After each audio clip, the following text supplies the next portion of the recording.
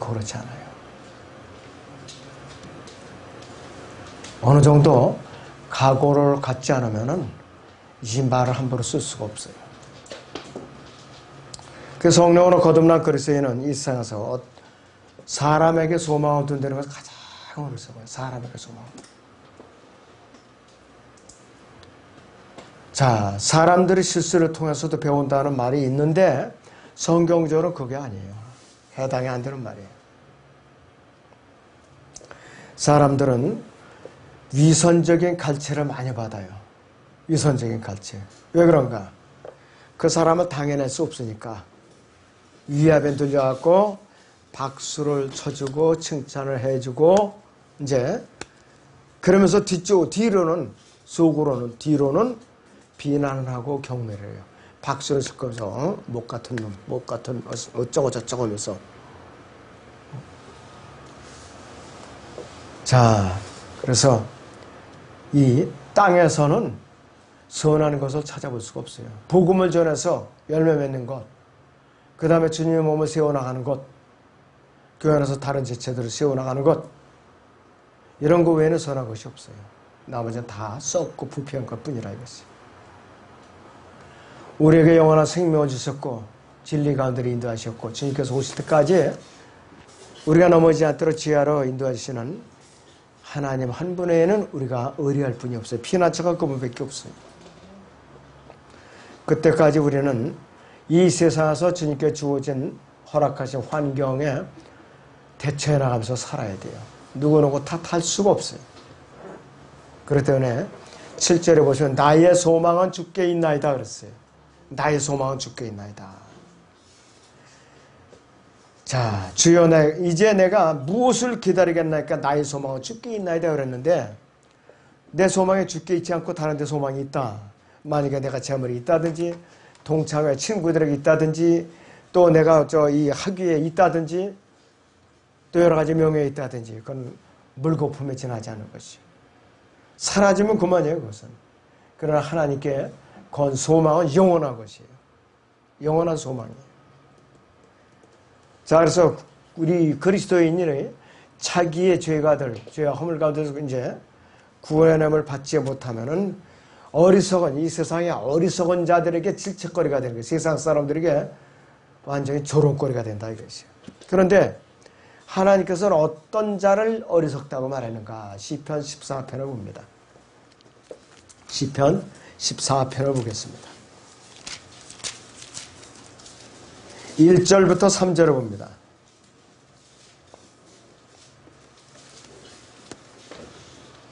어리석은 자는 자기 마음에 말하기를 하나님은 없다 하였도다. 그들은 부패하고 가증한 일을 행하였으니 선을 행하는 자가 아무도 없도다. 주께서 하늘에서 사람의 자손들을 내려다 보시오. 깨닫는 자와 하나님을 찾는 자가 있는지 보려 하셨으나 그들은 모두 곁길로 갔으며 그들이 모두 함께 더럽게 되어 선을 행하는 자가 없으냐 없도다. 한 사람도 없도다 그랬어요. 로마 3장에 사도 바울이 인용한 구절이에요.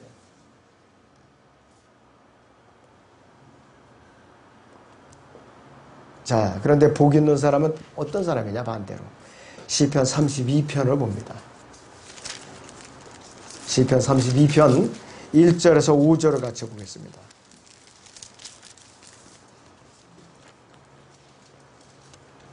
시편 32편 1절에서 2절을 봅니다.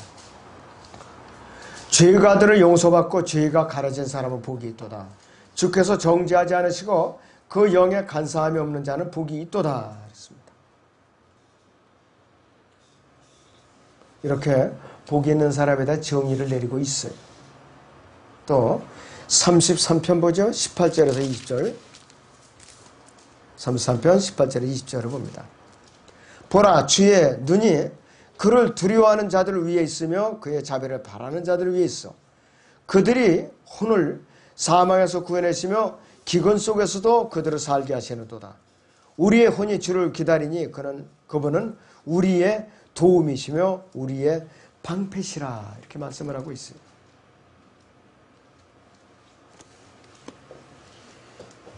이런 사람도 그냥 똑똑한 사람들이에요. 똑똑한 사람들. 그러나 교만한 자들, 하나님이 없다고 그러면서 비웃는 자들이 어리석은 자들은 죄에 대해서 심각하게 생각하지 않고 비웃어요. 죄를 비웃어요. 죄를 비웃고 타락한 그리스도인들을 보고 또 조롱을 한다. 꼴 좋다면서. 잠언 14장 9절을 보겠습니다. 잠언 14장 9절을 봅니다.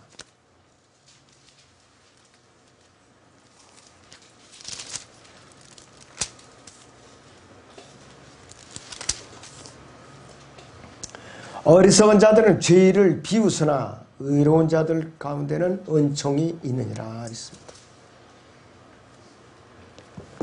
이 세상에서 가장 어리석은 자는 하나님을 거부하고 죄를 비웃는 자들이에요. 하나님을 거부하고. 여러분 시편 39편 10절을 다시 보겠습니다. 시편 39편 10절을 다시 봅니다. 주의 징책을 내게서 옮기소서. 주의 손이 치심으로 내가 쇠잔하였나이다 그랬어요. 견뎌낼 수가 없으니까, 다윗이 견뎌낼 수가 없으니까 주의 징책을 내게서 좀 거둬달라고 탄원을 하는 것이. 그 이유가 38편 3절에서 11절까지 나와 있어요. 38편 3절부터 11절까지. 주의 분노로 인하여 내 육신에 성한 곳이 없으며 나의 죄로 인하여 내 뼈에 안식함이 없나이다. 내 죄악이 내 머리 위로 넘치나니 무거운 짐처럼 내게 너무 무겁나이다. 내 어리석음 때문에 내 상처가 악취를 풍기고 썩었나이다. 내가 번민하며 심히 굽혀졌고 내가 온종일 애통하며 다니나이다.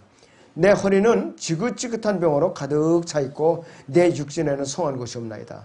내가 기운이 없고 심히 상했으며 내 마음의 불안정으로 인하여 신음하였나이다.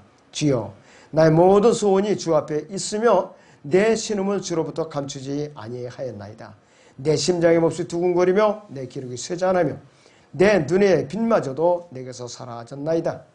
나의 사랑하는 사람들과 나의 친구들이 내 상처에서 멀리 떨어져 있으며 나의 친척들도 멀리 서 있나이다. 자, 도와줄 많은 사람들이 피하는 거예요. 자기 곁에서. 누구든지 어려움을 닥치면은요, 자기를 도와줄 만하고 기도했던 사람들이 의외로 안 도와줘요. 오히려 모르는 체 한다고요. 모르는 체 한다 이것이. 그래서 우리는 하나님의 품 안에서만 있어야 돼요. 아무도 도와줄 사람 없어요. 우리 그리스도인들도 마찬가지예요. 내가 만약에 갑자기 무슨 일을 당했다. 아유, 어느 형제가 나를 도와주겠지. 어느 자매가 나를 도와주겠지. 천만의 말씀.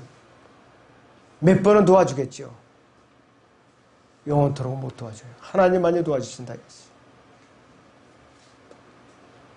자, 그래서 시편 39편 5절을 보세요.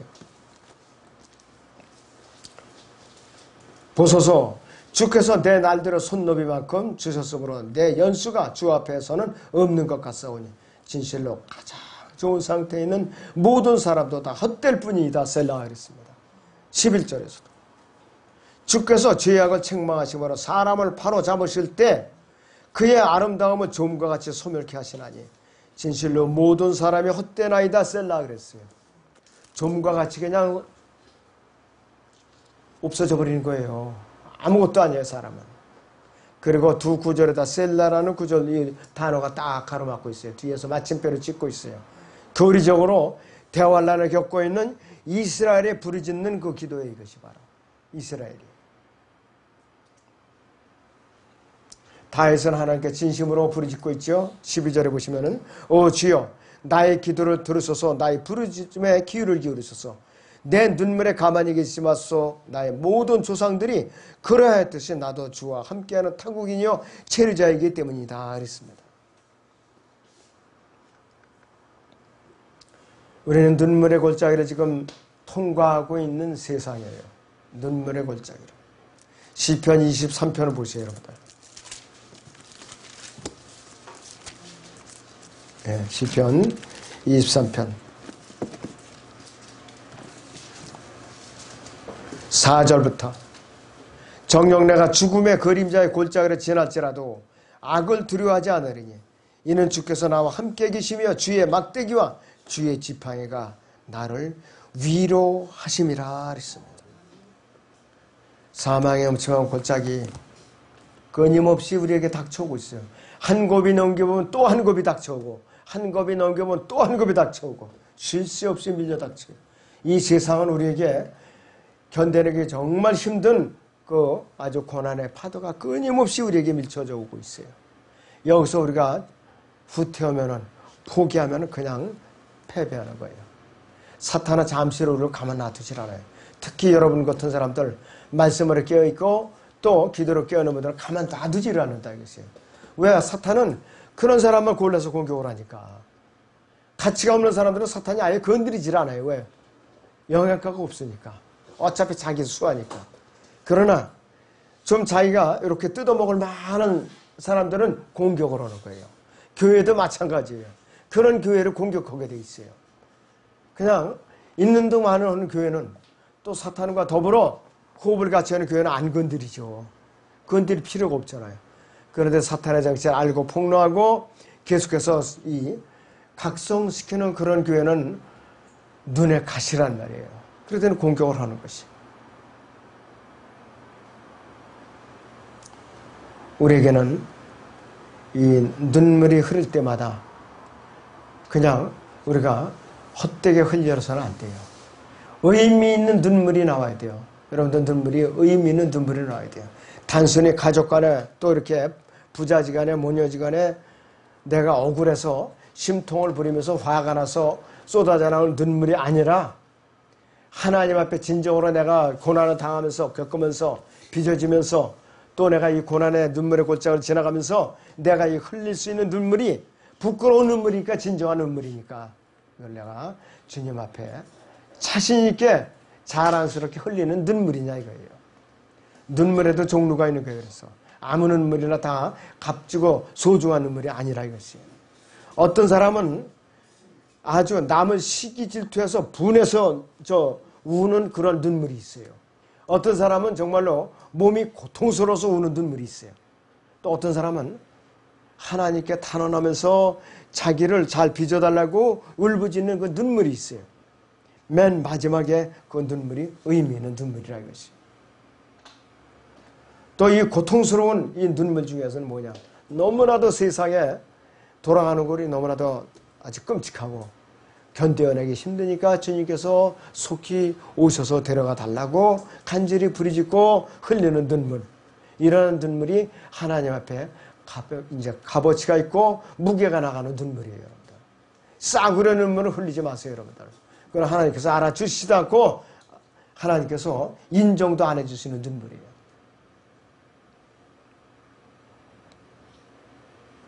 하나님께서는 인간을 창조하시고 나서 이 땅에서 거처하실 집을 지으라고 명령하신 적도 없어요.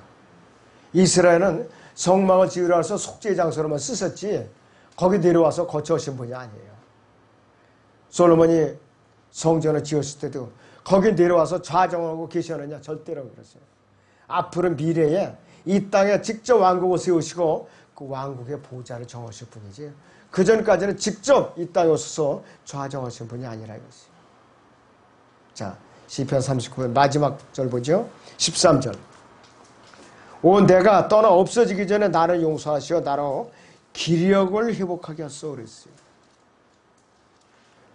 더 이상 내가 힘이 빠지기 전에 기력이 없어지기 전에 나의 기력을 회복하여 주셔서 하나님 앞에 합당한 처신을 하도록 나를 회복시켜 주시옵소서 이렇게 부르짖는 거예요.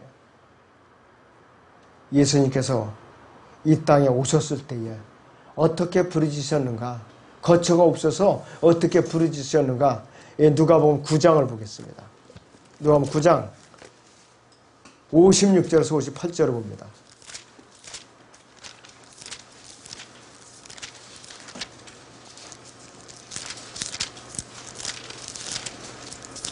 누가복음 9장 56절에서 58절을 봅니다.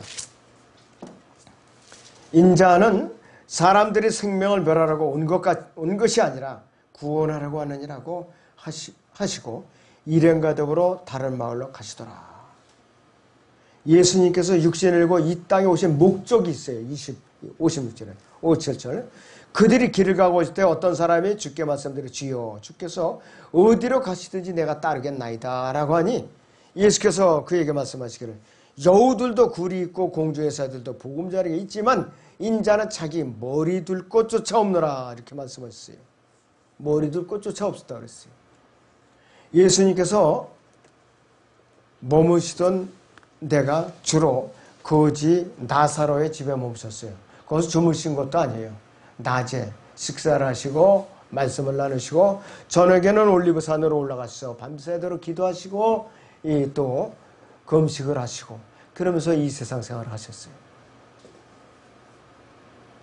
자, 그러면서 예수님께서는 그분을 따르고자 하는 자들에게 뭐라고 명령을 하시는가? 마태복음 16장 24절을 보겠습니다. 마태복음 16장 24절.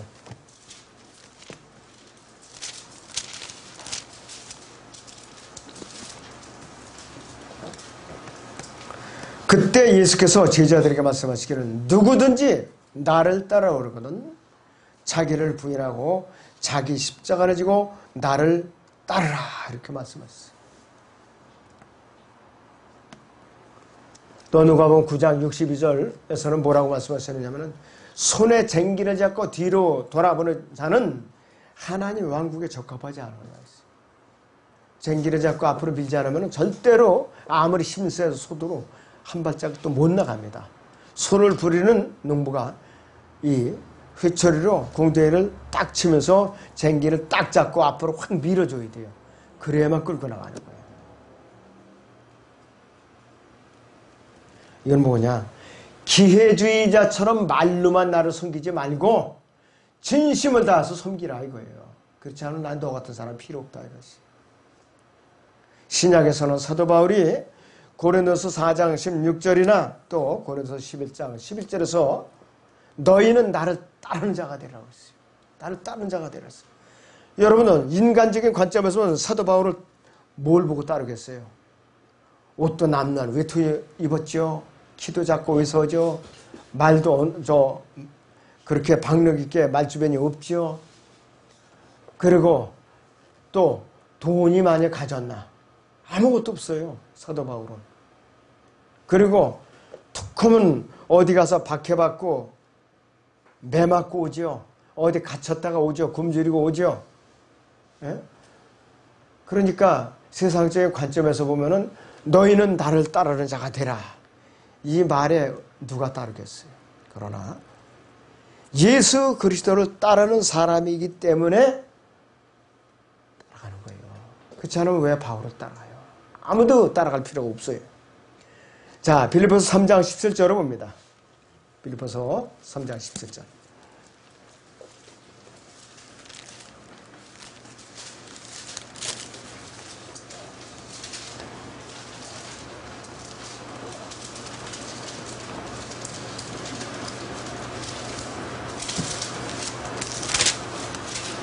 형제들아 너희는 모두 나를 따르는 자가 되라.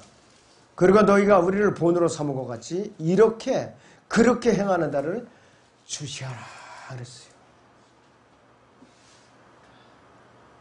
예수님께서 하신 이 말씀들이나 사도 바울이 우리에게 이와 같이 명령하고 경고한 이유가 무엇인가?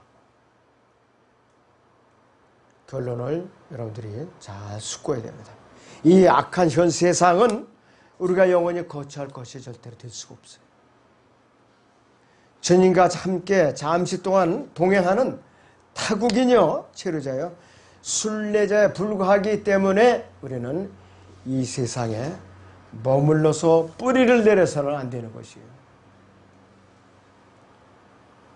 주님과 함께 동행하는 타국이며 체류자여 순례자 생활을 거부한다면은 여러분들 그리스도의 심판서 가서 내가 보상을 많이 받으리라. 이거하고는 기대가 먼 그런 말씀이에요. 아무튼 여러분들이 이 세상에서 호리호식하려면은 그리스도의 심판서 가면서 이 받아야 상은 일찌감치 접는 것이 좋습니다. 그래서 주님께서 언제 오시더라도 내가 자랑스럽게 그분을 맞이할 수 있고, 그래서 이 심판상에 올라가서 내가 과연 그 심판을 통과하면서 금은보석으로 건질 것이 내가 잘 준비하면서 살아가고 있는가. 그렇지 않으면 다 불타서 재로 남아 있어서 부끄러운 것을 준비하고 있는가. 각자의 몫입니다. 기도하겠습니다.